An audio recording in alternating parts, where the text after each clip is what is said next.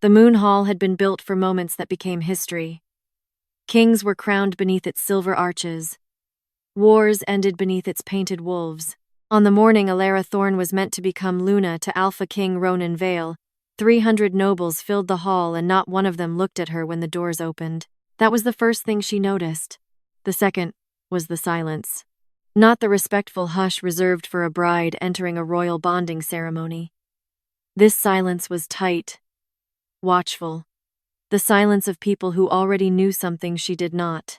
Elara took another step. Her father's arm went rigid beneath her hand. At the far end of the hall, Ronan was not standing before the altar. He was several paces to the side of it, beside a woman in deep blue. Vivienne Cross.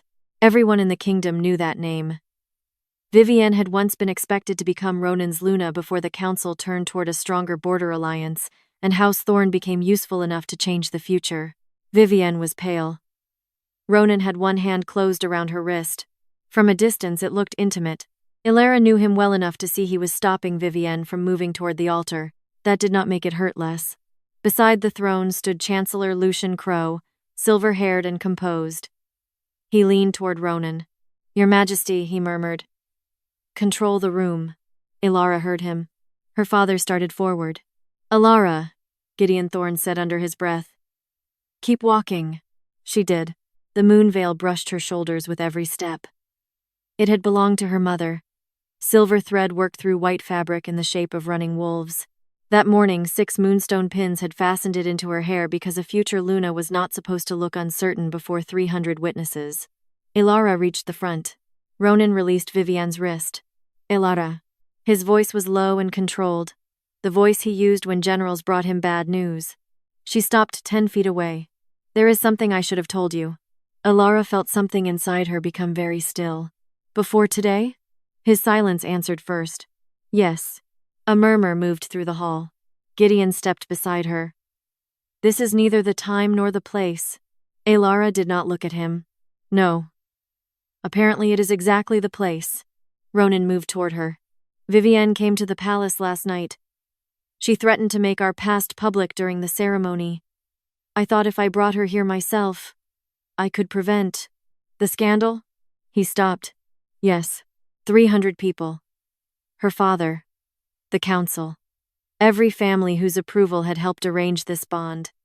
Ronan had known before she entered the hall that the woman he once loved was standing beside him.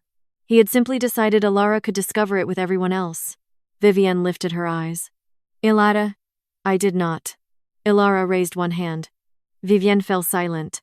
There were 6 moonstone pins in Elara's veil. She removed them one at a time. The first struck the marble, then the second. By the fourth, the entire hall seemed to be holding its breath. Ronan's expression changed. "Elara, don't." She pulled the veil free. For 1 second, she held the fabric her mother had worn. The fabric meant to begin a life everyone else had helped design for her. Then she walked to Vivienne. The other woman stared at her. Elara placed the veil in her hands. "Let her wear it."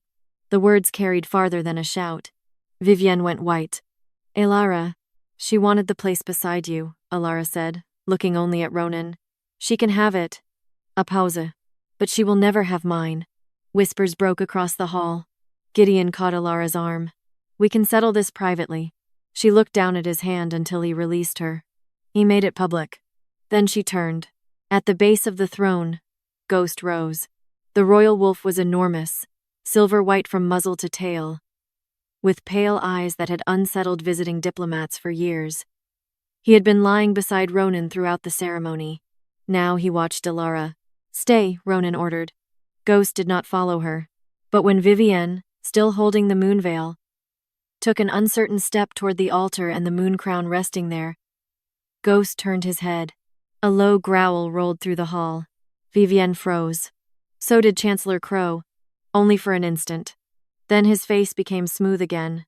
Elara noticed. She did not know what it meant. Not yet. She continued down the center aisle. This time the crowd moved for her. No one whispered as she passed. At the doors, Ronan called her name again. She did not turn. Outside, cold morning air struck her face. The palace steps descended toward the courtyard, where servants and guards had not yet learned that the ceremony had ended before it began. Gideon followed. Where are you going? Elara stopped. For years, Greyhaven had existed in family conversations as a problem no one wanted. Her mother's abandoned border estate, a failing manor, unpaid workers, a dying moonwell, and enough old disputes to keep sensible men away. It was also hers. Greyhaven. Her father stared at her. That place has been abandoned for years.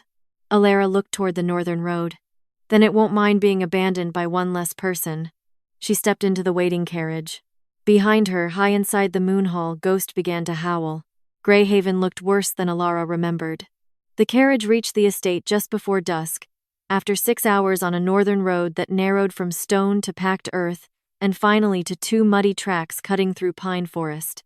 By then, the white ceremony dress she had left the moon hall wearing was creased at the waist and stained along the hem. She had removed the silver jewelry from her hair somewhere after the second village, and left it in the carriage seat beside her, like pieces of a life that no longer belonged on her body. The manor appeared through the trees without ceremony. Half the eastern roof had darkened with rot. One shutter hung crooked from the upper floor. The stone wall surrounding the inner yard had collapsed near the old stable. And beyond it, the fields stretched toward the forest in uneven patches of brown grass and dead winter crop. No banners flew above Greyhaven. No guards waited at the gate. Elara stepped down from the carriage. The driver looked at the manor, then at her. Lady Thorne, should I remain? She almost said yes. The answer rose automatically, born from 26 years of never entering an uncertain room without someone from her family nearby. Then she looked again at the broken gate. No. The driver hesitated. Elara understood the question he was too polite to ask. Are you certain? She was not. Return to the capital. The carriage disappeared down the road 10 minutes later. Elara stood alone. Not completely alone, she realized. 3 men had emerged from behind the stable.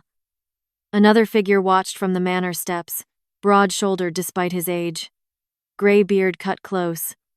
One hand resting on a cane he did not seem to need. Elara Thorne, the man said. She recognized him after a moment. Elias Reed. He nodded once. He had managed Greyhaven under her mother and stayed after her death, even when the estate had been reduced to little more than a forgotten entry in House Thorne's accounts. His eyes traveled from Elara's ceremony dress to the road behind her. No escort? No. No luggage? 1 trunk. The driver left it by the gate. Elias looked toward the trunk, then back at her. Should I call you Lady Thorne? Elara is fine. That surprised him. Not enough to soften his expression. What happened in the capital? She walked past him toward the manor. I decided not to become Luna today. Elias stood very still. One of the younger workers made a choking sound that might have been a swallowed question. Elara stopped at the bottom of the steps. What happened here? This time Elias gave a short, humorless laugh. Which part? He showed her. The kitchen roof leaked whenever the wind turned east. 2 tenant cottages near the river were empty, because their families had left during the previous winter. The northern field had not produced a full crop in 3 seasons. The watchtower overlooking the forest had lost half its upper platform during a storm and had never been repaired. The wolf sanctuary was worse. Only 4 animals remained in an enclosure built for 30. A young silver cub lay beneath a timber shelter, with its head resting between its paws. When Elara approached, it lifted its eyes but did not stand. What's wrong with him? Same thing that took 3 others, Elias said. Won't eat. Drinks. Then gets sick. From the well? Everything drinks from the well. That made Elara turn. You think the moonwell is failing? We know it is. Greyhaven's moonwell stood behind the manor beneath a ring of ancient stone, fed by an underground spring that had supplied the estate for generations. Her mother had once described the water as cold enough to ache in your teeth and clear enough to see the bottom even at midnight. The water Elara found there was neither. A faint gray film clung to the stone. Elias watched her kneel. We had a healer from North Hollow come last month. He said the blessing was fading. Elara dipped 2 fingers into the water. Cold. She lifted them to her nose. Elias frowned. What are you doing? Smelling it. That usually help? Sometimes. There. Bitter beneath the mineral scent. Sharp. Familiar. Elara tasted a single drop and spat it immediately into the grass. Don't let anyone drink this. Elias stirred at her. You just did. I said don't drink it. What is it? Silverroot. His expression changed. Silverroot was not naturally poisonous in small amounts. Healers used it for fever and muscle pain. Concentrated over time, however, it made wolves weak, disrupted shifting, and caused vomiting after drinking. Elara examined the inner stone. This isn't a curse. Elias moved closer. Then what is it? Contamination. She pointed toward the northern slope beyond the trees. Where does the underground channel enter the estate? Old mining ridge. Is the mine active? Hasn't been worked in 15 years. Elara stood. Then tomorrow we find out why something from that ridge is getting into this water. For the first time since she arrived, Elias looked at her without skepticism. Only briefly. Then his face hardened again. There may not be much tomorrow to work with. What does that mean? He led her inside. The study still contained her mother's old writing desk beneath a layer of dust. Elias opened a cabinet and placed 3 ledgers on the table. 6 weeks without full wages, he said. Feed stores are nearly gone. Roof timber hasn't been delivered. Medicine shipment never came. Elara looked up sharply.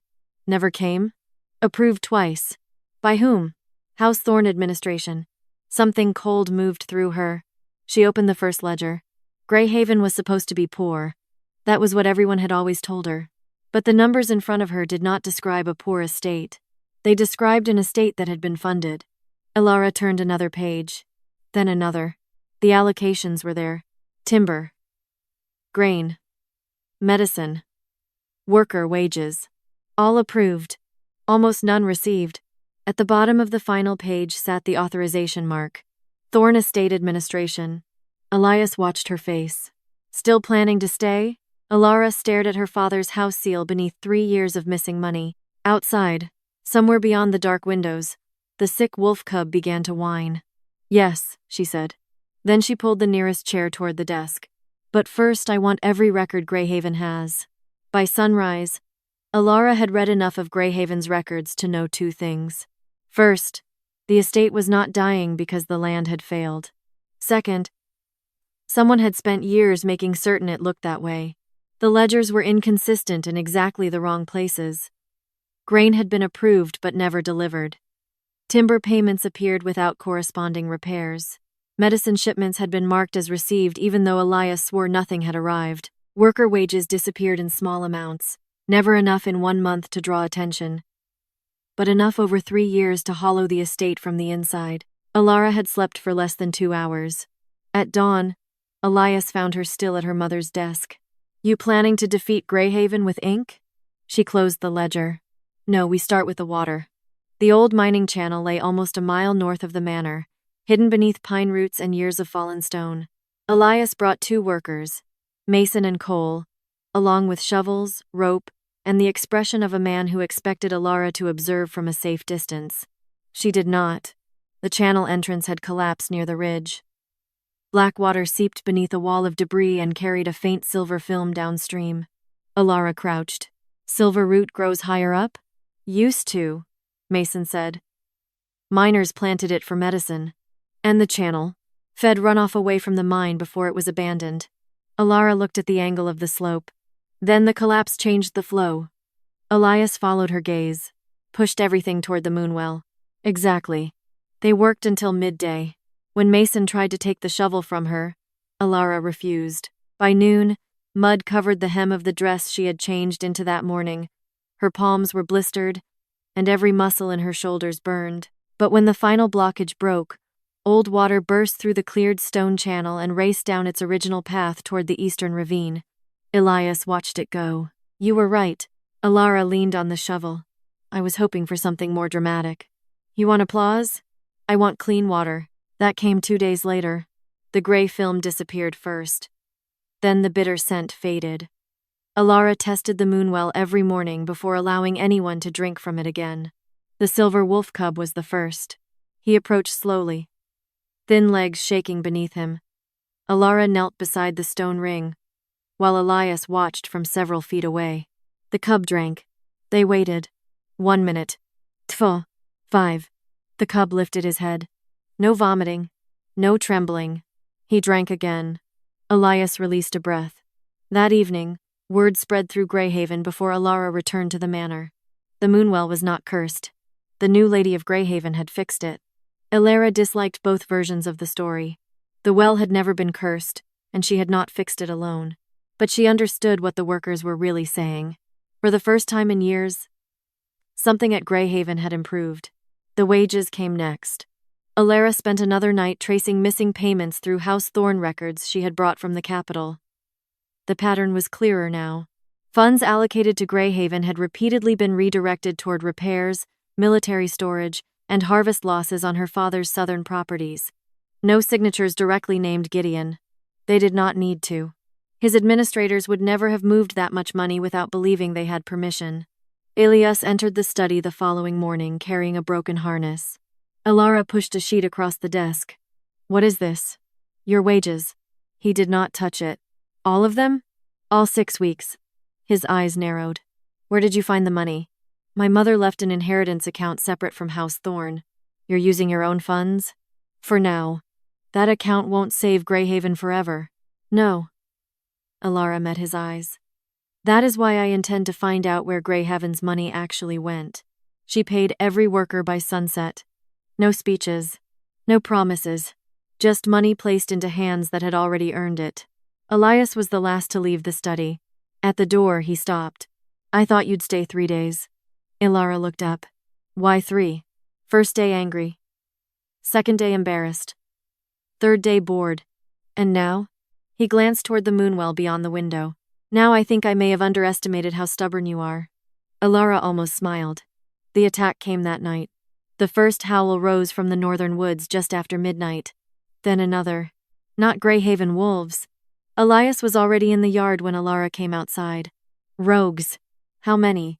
6, maybe 8. The watchtower was still half broken. Greyhaven had 4 trained guards.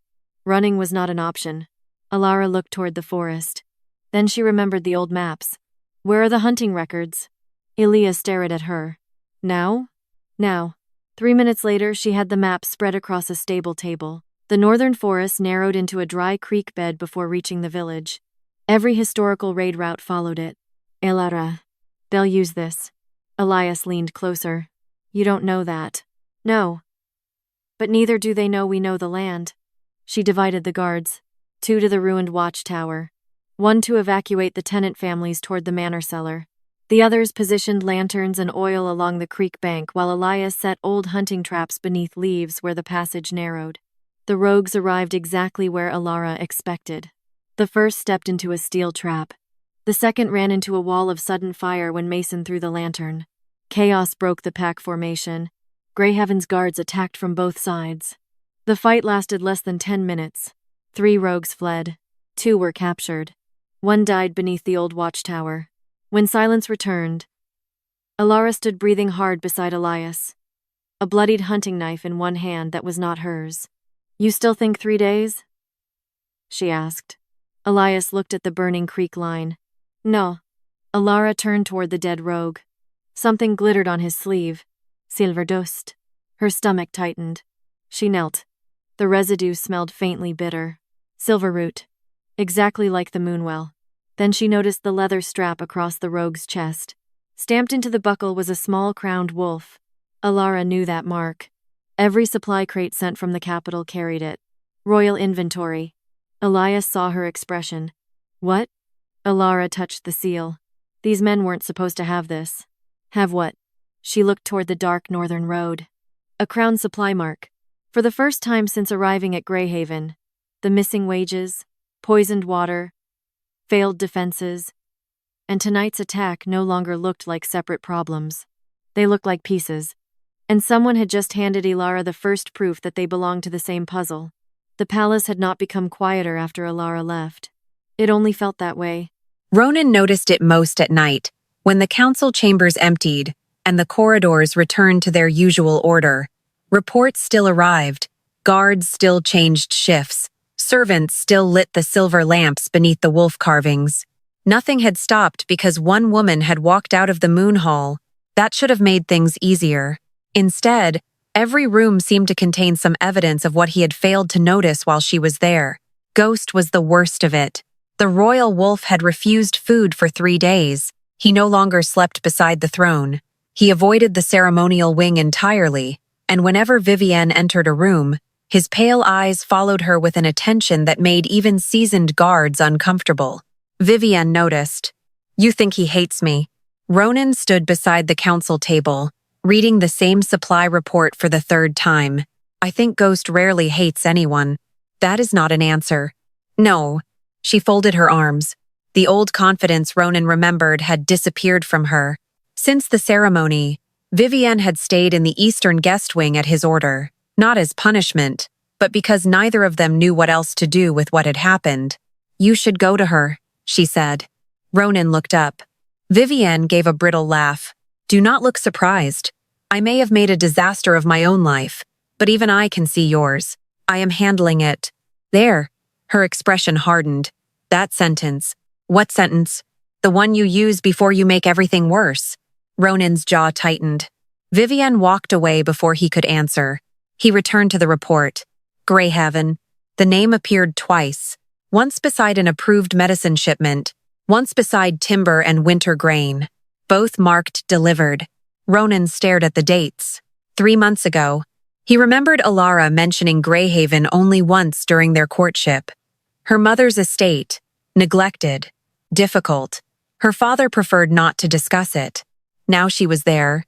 And for some reason, Ghost had spent the past 2 nights scratching at the locked door to an old royal storage chamber beneath the west wing.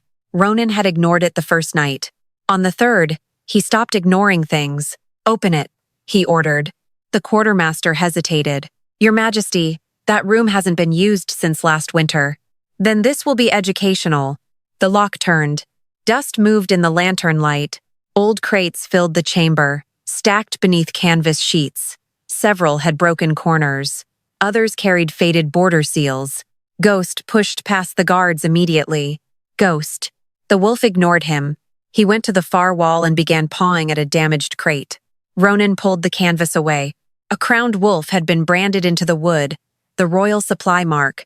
Below it, smaller letters identified the destination. Greyhaven Estate. Ronan went still. "Quartermaster." "Yes, Your Majesty?"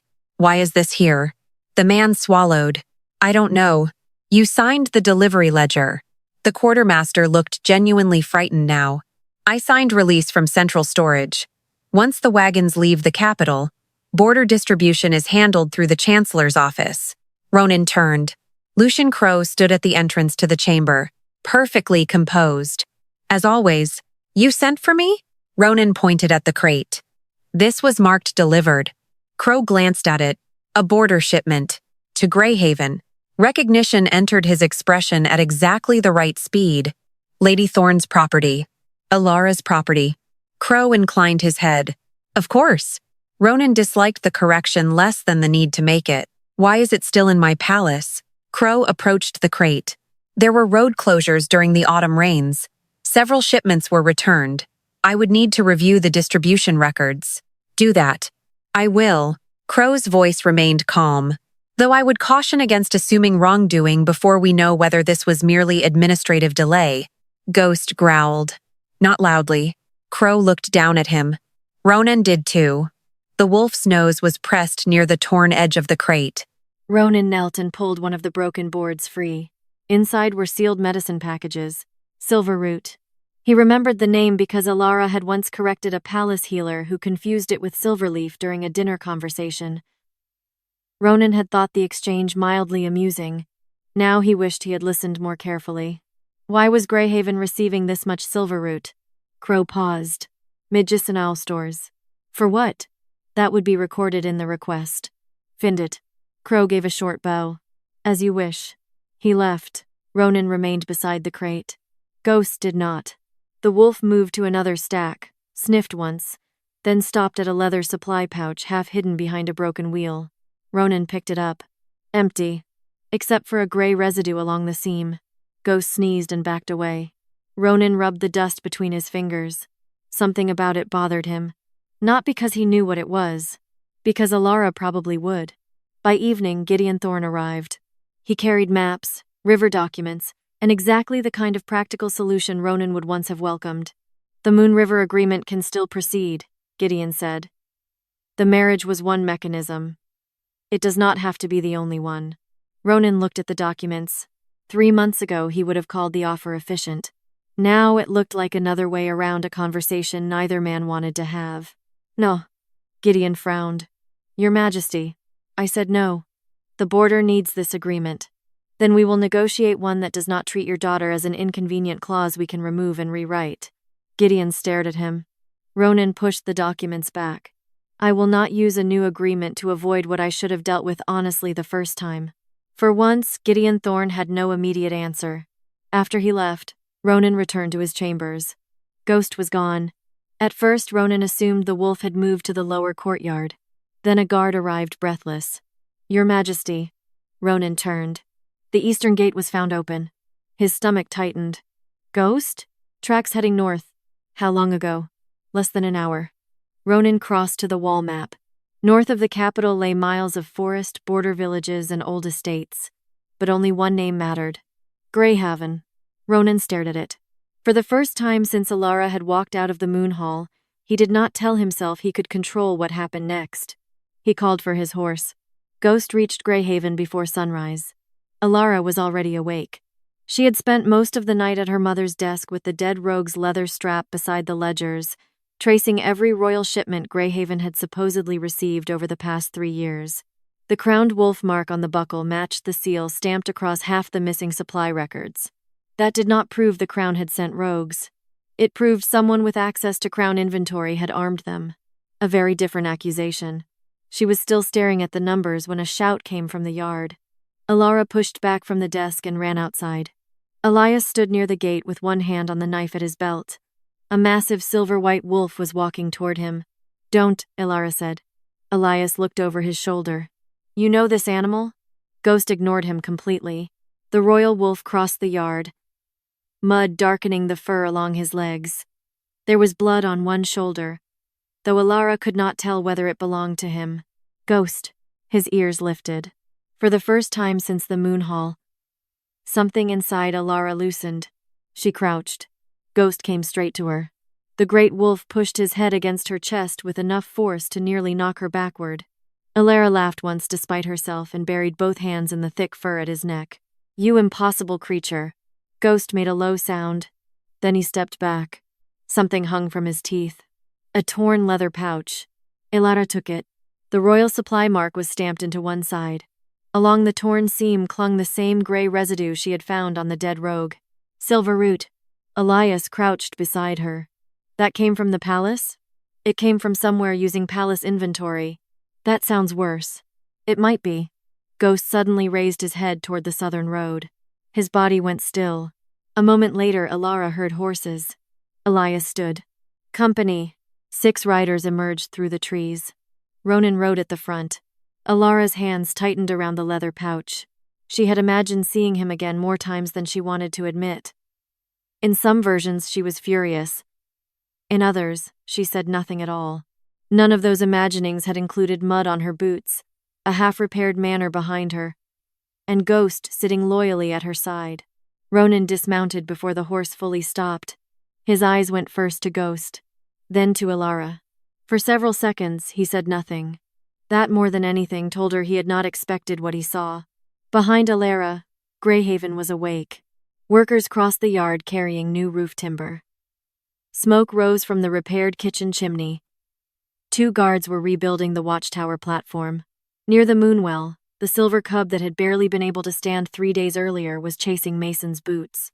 Ronan looked from the well to the tower, then toward the northern field. You did all this? Elara's first instinct was irritation. Her second was to correct him. We did. Ronan glanced at Elias. The older man offered the Alpha King a short nod. Respectful but not submissive. Something in Ronan's face shifted. I need to speak with you. Elara held his gaze. About Ghost? About more than Ghost. She considered refusing. That would have been easy. Too easy. Avoiding Ronan forever would not make the royal supply mark disappear from a rogue's belt. Walk with me. They left the others near the manor and followed the path toward the moonwell. Ronan noticed the rebuilt channel almost immediately. This was contaminated. Elara looked at him. How do you know? I found silverroot in a Greyhaven supply crate beneath the palace. She stopped. You found what? A shipment marked delivered 3 months ago. It never left the palace system properly. Who handled distribution? Ronan hesitated. The Chancellor's office. That was the first useful thing he had said. Elara handed him Ghost's torn pouch. Ronan examined the residue. I found another one like this. Where? Beside the missing crate. They looked at each other. For one dangerous second, the wedding disappeared between them. There was only the puzzle. Then Ronan said, Elara, there is something else I owe you. The wedding returned. She started walking again. You owe me several things. I know. Do you? Yes. No defense. That made it harder to dismiss him. They reached the old stone wall overlooking the fields. Ronan stopped. Vivienne and I were involved before the council proposed our match. I know. I told myself it was finished. Elara turned. Was it? No. At least he had learned not to lie beautifully. Ronan looked toward the trees. For 6 months I kept delaying the final conversation. I told myself I was protecting her reputation, protecting the crown, avoiding unnecessary damage. You were avoiding discomfort. Yes. The answer came immediately. Elara folded her arms. The night before the ceremony? She came to the palace. She said if I bonded with you, she would enter the moon hall and tell everyone herself. So you brought her. I thought if I controlled when she appeared, where she stood, what was said, you could control the scandal. Ronan's jaw tightened. Yes. Elara looked at him for a long moment. You controlled it by making me pay for it. He did not look away. Yes. No excuse. No speech about duty. Just the truth. Elara hated how much more difficult truth was to fight than justification. Vivienne was wrong to threaten you, she said. You were wrong long before she did. I know. You should have told me months ago. I know. And you should understand that saying you know does not repair anything. I do. She almost laughed. Good. Then perhaps this conversation is accomplishing something. Ronan accepted that too. They stood in silence until Ghost came trotting down the path toward them. Elara looked at the wolf, then at the torn pouch in Ronan's hand. There is a reason Ghost brought that here. I think so. And there is a reason Greyhaven's shipments disappeared. Yes. She stepped closer. You may come back if you are investigating that reason. Ronan watched her. Elara, no. The word stopped him. You may come to Greyhaven for the truth. Her voice remained calm. Do not come here looking for your bride. Something in his face tightened, but he nodded. Understood. Elara reached for the pouch. Ronan turned it over before handing it back. His thumb stopped on a smaller mark stamped beneath the royal seal. Not the crowned wolf. A circle divided by 3 black lines. Ronan went completely still. Elara saw the change. What is it? He lifted his eyes. That mark is not used by central storage. Then who uses it? Ronan looked back at the seal. When he answered, his voice had lost all warmth. The office of the Royal Chancellor. By noon, the mark from the Chancellor's office had stopped being a clue and become a pattern. Ronan sent 2 of his riders back to the capital, with orders that went only to men he trusted personally. Elara remained at Greyhaven with the ledgers spread across her mother's desk, while Elias brought every surviving supply record from the storage house and old watchtower. None of the documents proved Lucian Crow had ordered anything illegal. That was what made them dangerous. Everything had been done correctly enough to survive a casual inspection. Greyhaven's medicine had left royal storage. Its grain had been approved. Its timber had been assigned. Then, somewhere between the capital and the northern border, the shipments had been delayed, rerouted, damaged, or reassigned under emergency authority. Always legally. Always temporarily. Always through offices controlled by Crow. Elara tapped 3 dates with the end of her pen. These aren't random. Ronan stood across the desk. What do you see? Every diversion happened before Greyhaven reported another problem. Missing medicine before the wolves became sick. Missing timber before the watchtower failed. Missing guard pay before rogue activity increased. Ronan leaned closer. You think someone weakened the estate before attacking it? I think someone knew exactly how weak it would be because they helped make it weak. Elias, standing near the window, swore quietly. Ronan looked toward him. Has this happened anywhere else? Elias hesitated. North Hollow lost half its winter grain last year. Red Creek couldn't pay guards by spring. Both had rogue trouble afterward. Elara looked at Ronan. Who controlled their emergency allocations? Neither of them needed to answer. A horse screamed outside. Then came shouting. Elias reached the door first. A single rider had collapsed just inside Greyhaven's gate. The woman hit the ground before Elara recognized her. Vivienne Cross. Blood darkened one side of her riding dress. Ronan moved immediately. Vivienne. She recoiled when he reached for her. Don't. The word was weak but sharp. Elara crouched beside her. Where are you hurt? Vivienne looked at her as if the question itself made no sense. Why are you helping me? Because you are bleeding on my road. Elara pulled the torn fabric aside. The cut beneath Vivienne's ribs was deep but clean. Blade, not claw. Elias. Hot water. Bandages. Send for Mara from the village. Vivienne caught Elara's wrist. No healer from the capital. No one said capital. Her fingers loosened. That seemed to matter. An hour later, Vivienne lay in Greyhaven's small sitting room while Elara finished wrapping the wound. Ronan stood near the fireplace. Silent in a way Elara had learned, meant he was forcing himself not to take command of the room. Vivienne noticed too. Still trying to decide how to manage this? Ronan did not react. No. Good. You're learning. Elara teed the bandage. Who attacked you? Vivienne looked at her. A man named Mercer. He works for Crow. Ronan's expression changed. You know that for certain? I know because Crow introduced us. The room went still. Vivienne closed her eyes for a moment. The night before the bonding ceremony was not the first time someone suggested I confront you. Ronan stared at her. What are you saying? 3 weeks earlier, Crow came to me privately. Ronan took one step forward. Vivienne continued before he could interrupt. He said the council had used me. That once you married Elara, I would disappear from the palace history like I had never mattered. He knew what to say. Her mouth tightened, and I wanted to believe him. Elara said nothing. This was not absolution. Vivienne had still chosen to threaten Ronan. Ronan had still chosen to hide the truth. But a third hand had been on the board. What did Crow want? Elara asked. He never told me to stop the marriage directly. He didn't need to. He told me where the side entrance to the Moon Hall would be unguarded. He told me when Ronan would be alone before the ceremony. Ronan went completely still. The guard. Vivienne nodded. The man who let me inside worked for Crow. Elara remembered the Moon Hall. Crow beside the throne. His quiet instruction. Control the room. And Ghost growling when Vivienne approached the crown. What happened after I left? Elara asked. Vivienne looked at her. Crow told Ronan the fastest way to protect the crown was to keep everything quiet. Ronan's face hardened. I should have questioned why he was so prepared. Yes, Elara said. He looked at her. She did not soften it. Vivienne gave a faint, humorless smile. At least someone says things plainly around here. Then she reached inside her coat. Ronan tensed. Elara did not. Vivienne withdrew a folded sheet stained with blood. Mercer tried to take this from me. Elara opened it. Supply routes. Northern estates. Quantities of silver root. Dates.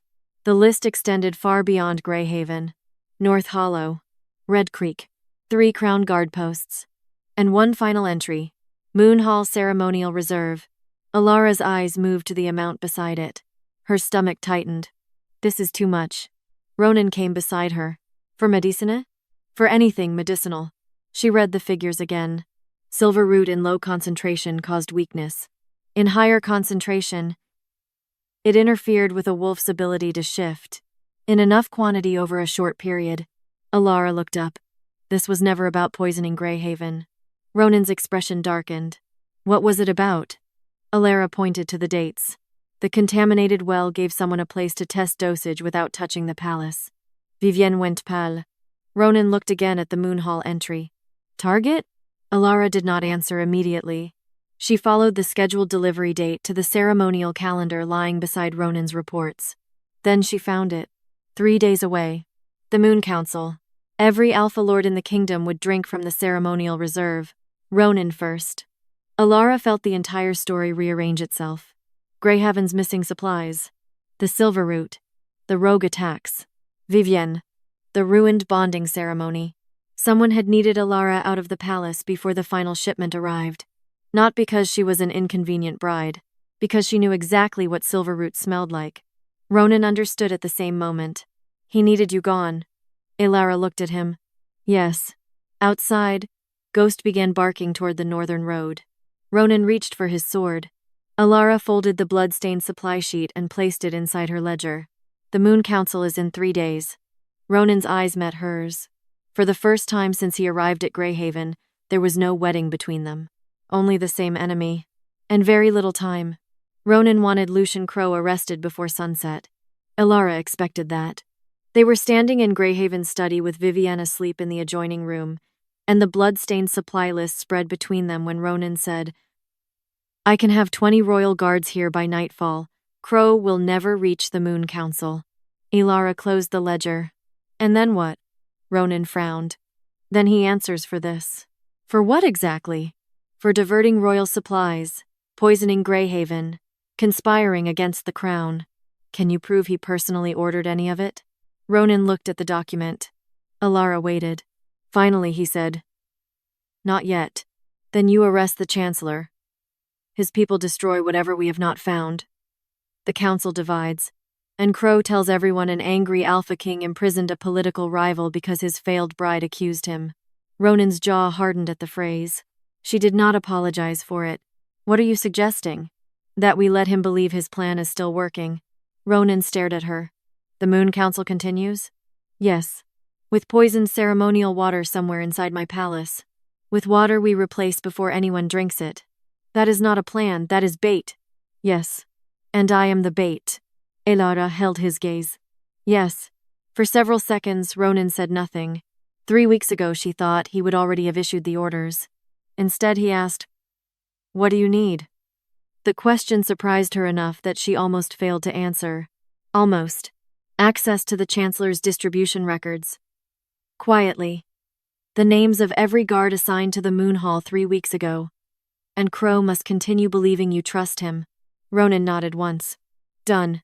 The first test came that afternoon. Gideon Thorne arrived at Greyhaven, furious enough to ride through the gate without waiting for permission. He found Ronan near the stable, and Elara beside Elias, reviewing repair estimates for the watchtower. "What have you done?" Gideon demanded. Elara looked up. "You will need to be more specific.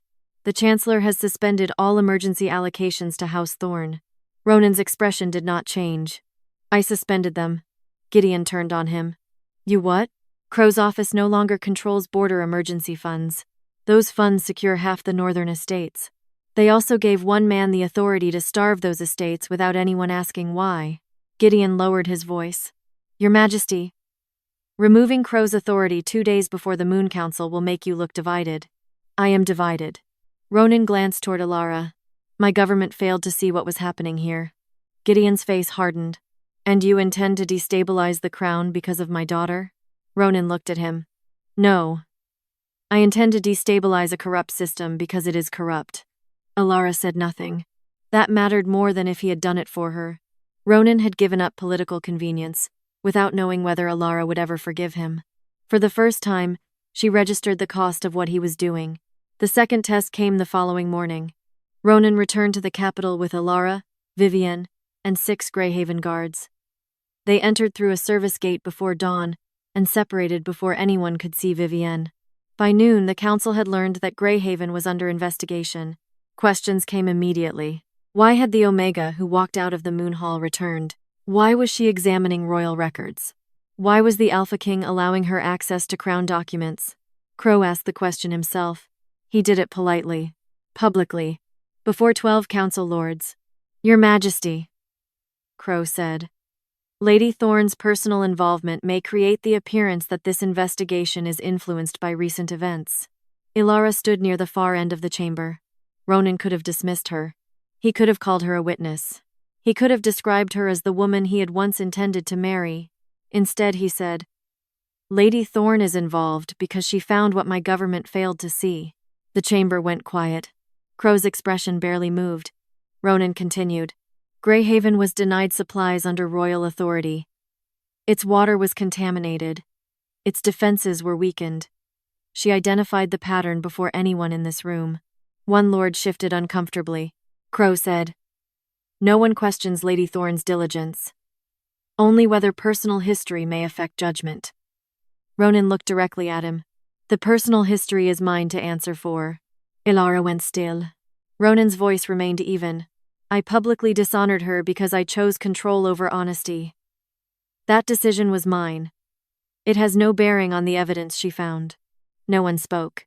Crow inclined his head. As you say, Your Majesty. But for the first time, Elara saw something beneath his calm. Concern. That evening, the third test began. They worked in a locked archive room beneath the palace. Names. Route. Guard rotations. Payments. Elara followed patterns while Ronan pulled records only a king could access. Near midnight, she found a repeated signature beside 3 altered supply transfers. Mercer. Vivienne's attacker. Ronan came around the table. He served in the Moon Hall. Elara searched the ceremony guard list. There. Eastern side entrance. Ronan swore. That was the door Vivienne used. Elara looked at the dates. Mercer had been assigned personally by Crow. The scandal had not merely been encouraged. It had been prepared. Ronan reached for the guard bell. Elara caught his wrist. No. He is inside my palace. And if you arrest him now, Crow knows we found him. Ronan looked toward the door. Every instinct in him wanted action. She could see it. Let him move, Elara said. He may lead us to the rest, if he gets near you. That is not your decision. His eyes returned to hers. For a moment, the old Ronan was there, the king who believed protection meant control. Then something changed. Slowly, he lowered his hand. What do you need? Elara released his wrist. Watch him. Nothing more. Ronan nodded. I trust you. The words landed more heavily than she expected. Not because they repaired anything. They did not. But because 3 weeks earlier, Ronan had believed trust meant deciding for everyone before they could complicate his plans. Now he was standing beside her, allowing uncertainty to exist without taking it away from her. Footsteps sounded in the corridor. Both turned. Ghost appeared first. The royal wolf moved past the guards and entered the archive, nose low.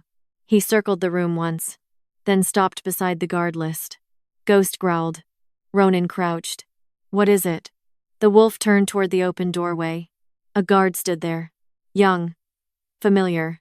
His face emptied when he saw Ghost staring at him. Elara recognized him. Not from Greyhaven. From the Moon Hall. He had been standing beside the eastern entrance on the morning she walked away. Ghost bared his teeth. The guard ran. Ronan reached for his sword. Elara was already moving. Follow him. They raced into the corridor. Ahead, the guard disappeared down the servants' stairs. And for the first time, they were no longer searching for Crow's conspiracy in old records. They were following it while it was still alive. The guard did not run toward the outer gate. He ran down. Elara and Ronan followed him through the servants' stairwell beneath the eastern wing. Ghost several lengths ahead. The passage narrowed into an older part of the palace Elara had never seen, where the stone walls, sweated with underground cold and torchlight, struggled against the dark. At the bottom, the guard vanished through an iron door. Ronan reached it first. Locked. He stepped back to break it. Elara caught his arm. Listen. Beyond the door came voices. One belonged to Mercer. The other belonged to Lucian Crow. The Greyhaven records must burn tonight. Elara's blood went cold. Crow knew. Ronan's hand went to his sword. Then another voice spoke. Vivienne, you touch those records and half the council will know why. Ronan looked at Elara. Vivienne was supposed to be hidden in the western rooms. Crow laughed softly. You still think the council cares about truth? Elara pushed the door. It opened. Not locked after all. A trap. 3 armed men waited on the other side. The first lunged. Ronan met him hard enough to drive him into the wall. Ghost hit the second before he could raise his blade. Elara ducked beneath the third man's strike, grabbed the torch from the bracket, and drove the burning end into his face. He screamed. Go, Ronan shouted. Elara run. The underground corridor opened into a storage chamber connected to the old palace archive. Smoke was already spreading across the ceiling. Crow stood near a table piled with ledgers. Vivienne was beside him, one wrist bound, blood running from a fresh cut across her cheek. Mercer held a knife at her throat. Crow looked almost disappointed. I had hoped you would remain in Greyhaven. Elara saw the oil first. Across the floor. Around the shelves. leading toward the flame in Crow's hand. You poisoned Greyhaven to test the silver root, she said. Crow smiled. I weakened Greyhaven because weak border estates ask the crown for protection. Protection creates dependence. Dependence creates obedience. And Ronan? A king who cannot shift becomes a king the council must replace. The shape of it was suddenly complete. Not murder. Control. Crow had intended to cripple Ronan, fracture the council, then step forward as the man capable of managing the crisis. Exactly the kind of system Ronan himself had once believed strength required. Behind Elara, steel struck steel. Ronan was still fighting in the corridor. Crow lifted the flame. Give me the Greyhaven ledger. Elara did not move. Mercer pressed the knife closer to Vivienne's throat. Vivienne looked at Elara. For the first time since the Moon Hall, there was no rivalry in her face. Only understanding. Don't. Crow's eyes narrowed. Vivienne slammed her heel down on Mercer's foot. He cursed. She threw herself sideways. The knife cut her shoulder instead of her throat. Elara moved. She grabbed the nearest ledger and hurled it at Mercer's face. He stumbled. Vivienne kicked the knife away. Crow dropped the flame. Fire raced across the oil. Shelves ignited. Get the records, Elara shouted. Vivienne stared at her. Those shelves are burning. They contain every border payment, Crow altered. You'll die in here. Then help me be faster. Vivienne did. Together they pulled ledgers from the lower shelves while smoke filled the chamber. Ronan burst through the doorway. Elara. A deep boom shook the floor. Somewhere beneath the palace, water roared. Crow smiled through the smoke. The North Sluice, Elara understood. The same channel that fed ceremonial Moonwater also supplied the lower city and Greyhaven road reservoirs.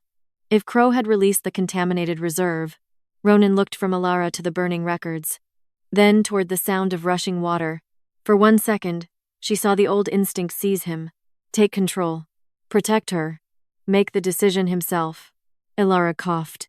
Go. No. Ronan. The water reaches the lower district in minutes. I'm not leaving you in a burning room. You said you trusted me. That stopped him. The ceiling cracked above them. Elara held his gaze. Save the city. I'll save the proof. Every part of Ronan resisted. Then he made the choice. Not for her. With her. I trust you. He turned and ran. Crow's smile disappeared. Elara looked at Vivienne. Now we move. They carried the last ledger out seconds before the shelves collapsed. Outside the archive, Ghost had Mercer pinned beneath one massive paw. Crow was gone, but not far. Ronan caught him at the North Sluice after closing the contaminated channel. When Elara arrived, soaked from the emergency spillway and blackened with smoke, Ronan had Crow on his knees. His sword rested at the Chancellor's throat. Crow laughed. Kill me and half your council dies with my secrets. Ronan looked at Elara. Once, he would have finished it. Instead, he waited. Elara placed the rescued ledger on the stone beside Crow. Alive. Ronan lowered the sword. Crow's expression changed. Elara opened the ledger. Names filled the pages. Council lords. Estate managers. Royal officers. Payment routes stretching back years. Crow stared at her. You have no idea what happens if that book opens. Elara looked toward the Moon Hall above them. Yes, she said. I do. 3 days later, Elara Thorne entered the Moon Hall again. The same silver arches rose above her. The same carved wolves watched from the pillars. Many of the same nobles who had witnessed her humiliation now stood along the walls, waiting in a silence that felt nothing like the silence of her failed bonding ceremony. That day, Elara had worn white. Today, she wore Greyhaven gray and deep forest green. No veil, no bridal silver. No one walked beside her. Ronan stood before the throne with Ghost at his side. Vivienne waited near the council table, one shoulder bandaged beneath her dark dress. Lucian Crow stood under guard in the center of the hall. This time, when Elara entered, everyone looked at her. Ronan did too, but he did not call her toward him. He waited. Elara crossed the hall and placed the rescued ledger on the council table. Crow's expression remained controlled. You intend to condemn men based on the bookkeeping of frightened border farmers? Elara opened the ledger. No. She laid the first royal supply report beside it. I intend to condemn them using their own records. One by one, the evidence followed. missing medicine shipments, payments to rogue mercenaries, altered guard assignments, silver route purchases, emergency allocations diverted through Crow's office. The names inside the ledger connected everything. 3 council lords, 2 royal quartermasters, 7 estate managers, and Mercer. Vivienne stepped forward. She told them how Crow had approached her before the bonding ceremony, how he had fed her anger, arranged the eastern entrance, and ensured Ronan would be forced to face the scandal publicly. Crow smiled faintly. You were willing. Vivienne held his chaza. Yes. The hall stirred. She did not hide from it. I was angry, jealous, and foolish enough to let another man aim me at a woman who had done nothing to me. Her eyes found Elara. That was my choice. His manipulation does not erase it. Elara gave the smallest nod. Then Ronan stepped forward. The hall quieted again. My failure began before Chancellor Crow's conspiracy reached the Moon Hall. Several council members shifted. Ronan continued. I knew the truth about Vivienne. I knew Elara did not. I chose to control the scandal instead of trusting her with the truth. He looked directly at Elara. I publicly dishonored her. No excuse followed. No mention of duty. No request for forgiveness. It was my decision. And it was wrong. The words traveled through the same hall where Elara had once stood alone beneath 300 judging eyes. This time she did not feel vindicated. She felt finished with needing their judgment at all. Crow was stripped of office before sunset. The implicated council members were detained pending trial. Border estates were ordered to receive restitution, and every emergency allocation made through Crow's office would be reopened for review. Gideon Thorne approached Elara after the chamber had begun to empty. His face looked older. The Greyhaven money, he said. Some of it was redirected under my authority. I know. I told myself I would replace it. You did not. No. For a long moment, I was wrong about what Greyhaven needed. Elara looked at him. And about me. His eyes dropped briefly. Yes. It was not enough to repair years. But it was true. For now, that was enough. Elara turned toward the exit. To reach it, she had to pass the throne. Once, everyone in this room had believed the throne was where her life was supposed to end. She walked straight past it. Ronan watched her go. Outside the Moon Hall, he caught up with her but stopped several feet away. In his hands was the moon veil. Vivienne had returned it. Ronan held it out. This belonged to a promise I was not ready to keep. Elara took the veil. He did not ask her to wear it. Did not ask her to stay. If I ever ask you again, Ronan said, it will be for something different. Elara looked at the silver fabric in her hands. Then at him. Good. She walked toward Greyhaven without looking back. This time Ronan understood why.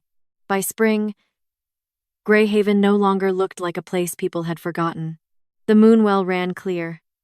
The watchtower stood whole again above the northern trees.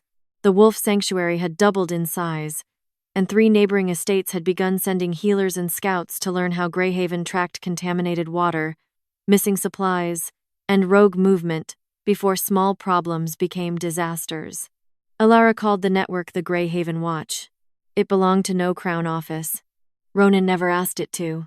He came north often, sometimes with royal reports, sometimes with nothing more important than a question Elias had sent him about border patrol routes.